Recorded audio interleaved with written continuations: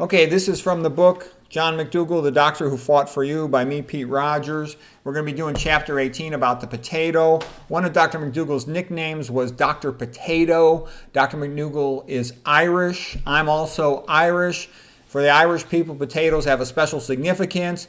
The big Irish potato famine of about, around 1845 to a couple of years longer than that, where the British basically starved the Irish. Okay, it wasn't all just because of the potatoes.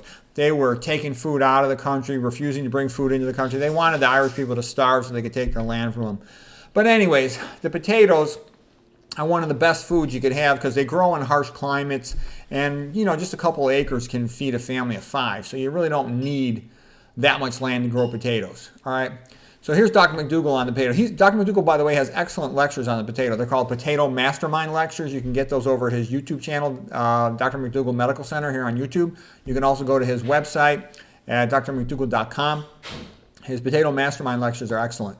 Okay, so here's a couple quotes from Dr. Mcdougall. If I was only allowed to eat one food, I would choose the potato. If I had to pick one food to save humanity, it would be the potato. Potatoes have the highest calorie yield per unit of farmland compared to any other crop. The potato grows under the ground, so it is a complete food. All the tubers are like that. The tubers tend to be like that. It has all the nutrients except for vitamin B12. They have called me Dr. Potato, and I like that.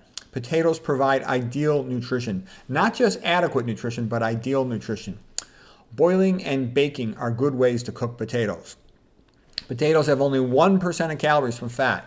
Populations who eat lots of potatoes are trim and healthy. For example, in Peru, where they eat lots of potatoes, they are trim and healthy. Potatoes have a lot more. Oh, this is my little note. When you see it in brackets, that means it's my notes, things I added to what Dr. Mcdougall is saying. So potatoes have a lot more potassium than sodium.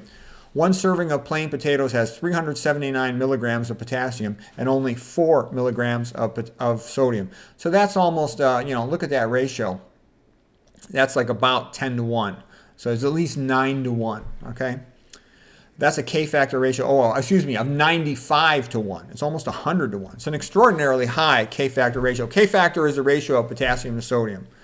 And you want at least 5, really I would say at least 10 you'll have normal blood pressure for life. And that comes from the book Richard Moore, MD, PhD, who devoted his whole life to studying hypertension and its relationship to electrolytes and plasma membrane ion pumps. It's a great book. It's the best book ever written on hypertension is The High Blood Pressure Solution by Richard Moore, MD, PhD. I've given separate lectures entirely all about him and about sodium. Okay, getting back to Dr. Mcdougall. Sweet potatoes are very much like potatoes. In Papua New Guinea, where they used to get 92% of their calories from sweet potatoes,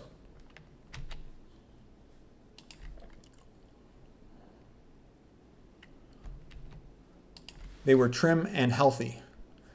To be healthy, you just need clean water and air, moderate activity, exercise, sunshine, comfortable surroundings, companionship, plant-based starch diet. Returning to your religious roots can also help to lower stress. Okay, so one of the points I wanted to make is notice what Mcdougall says here. The Papua New Guinea, who ate a starch for 92% of their calories, I've read other papers say 93%, were really healthy. I tell you this because there's sort of a buzz going around on the internet. Oh, the more variety of plant foods you eat, the better. That's not true. I mean, you don't need to eat that many plant foods. Papua New Guinea were healthy eating just one food, one starch. Okay, Mcdougall usually says eat about 90% of your calories from starch, 5% from fruits, 5% from veggies. And he didn't even say eat 2 different starches. He says eat any starch.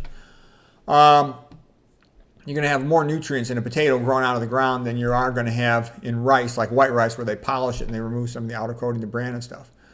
Okay, potatoes are an excellent food for athletes. Potato puree, mashed potatoes, can serve as a race-feeding strategy to support prolonged exercise performance for trained cyclists, maintaining blood glucose concentration, facilitating gastric emptying, and supporting cycling performance, comparable to commercial carbohydrate gel products.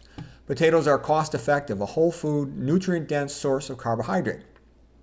Potatoes have been called the anti-scurvy vegetable. Potatoes are very cheap. Potatoes went from South America, they originated in the Andes, to Europe in the 1600s. Potatoes have provided abundant food. This extra food availability enabled an increase in population for England and for Wales in the 1800s. Okay, potatoes can grow to maturity in as little as 50 days. That's pretty extraordinary. So you get a couple growing cycles. 1 acre of potatoes can feed 10 people for a year. Wow, that's a lot. 1 acre, he says, can feed 10 people for a year. That's extraordinary. When stored underground or under cool, dry, well-vented conditions, potatoes can store for years. I know if I just store them in my kitchen on the ground, they don't last that long. I mean, okay, infants can do well when fed potatoes.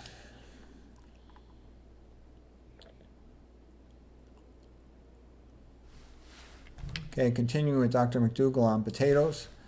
In World War I, the Danes switched from eating animal foods to eating potatoes, and they did very well during the time of rationing. The Germans continued to eat large amounts of animal foods, and hundreds of thousands starved to death.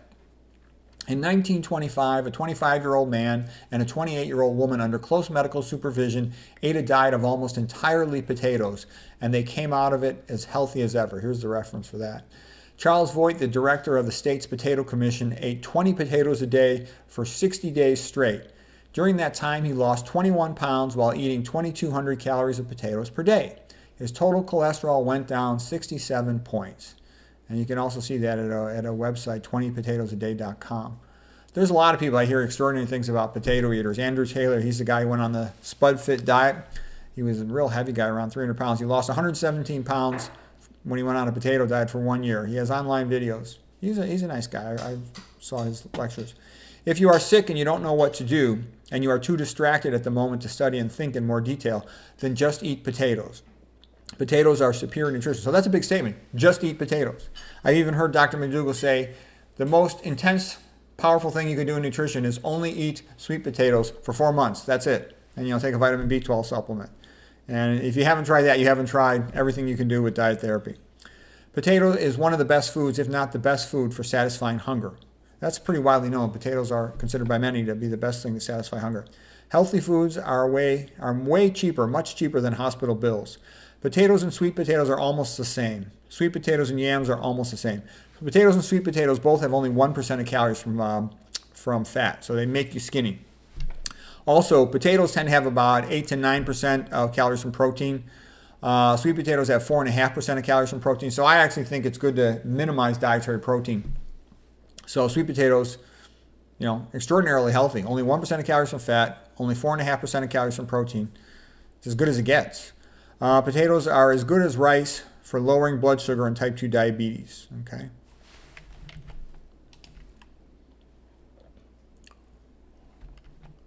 Potatoes grow most efficiently in the northern latitudes like Idaho and Wisconsin of the USA. One can grow more potatoes per acre than any other starch. Potatoes are drought tolerant.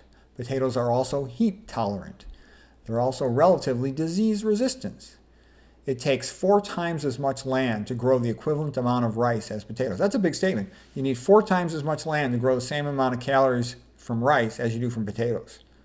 It takes 6 times as much land to grow the equivalent amount of wheat as potatoes. 6 times as much land. So what he's basically saying is potato is the food that makes the most sense for convenience, especially when growing land is limited. And he basically said you could feed 10 people off 1 acre of potatoes, meaning that a lot of people have a half-acre backyard. They could feed a family of 5 for a year, is what he said. Potatoes as a crop produce the most food energy per liter of water used on the plant. In the future, the world would be better off if we ate more potatoes. I think we're going to have to eat more potatoes and rice. Do not eat the spud roots of potatoes because they contain increased amounts of solanine, so you should break those off. When potatoes spoil, they can accumulate a toxic chemical called solanine, so you should throw those out. Solanine is especially in the green stuff on spoiled potatoes, so do not eat these. Break those off or cut them off. Okay. Throw out the spoiled potatoes. Potatoes are cheap.